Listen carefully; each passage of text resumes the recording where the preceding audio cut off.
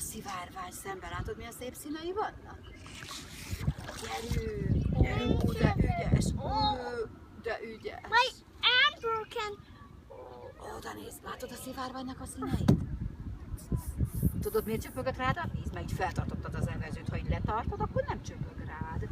De semmi baj. Felhúzod. Na ez is megszületett az első alkalom. Ott a A Quail Lake-en.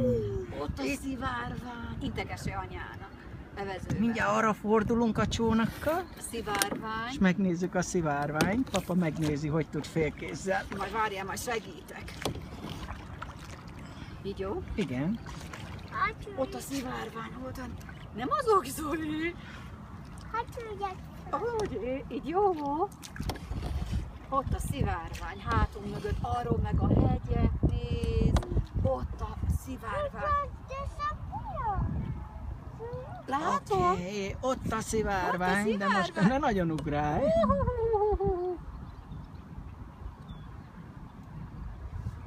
Gyerünk, evezés! Evezés. Valakinek dolgozni Zoli, kell. várjál, Zoli. Milyen a víz, Zoli? Jó, ideg. Jó, Vagy képzeld, amikor fürdőruhába jöhetünk, ha olyan szépen süt a nap, csak hát már most ugye késő van. Let me just. Whoa! This is so cool. Let me show. Kikötünk oda a homokpartra, és majd ott fürödhetsz egyet. Ott a homokparton. Jó lesz? Na gyerünk. Gyerünk vissza. Hova? Oké, Hova? Haza. Menjünk haza. menjünk haza, vacsiban. Én is ügyes vagyok. Indulás, egy utolsó integetés mindenkinek.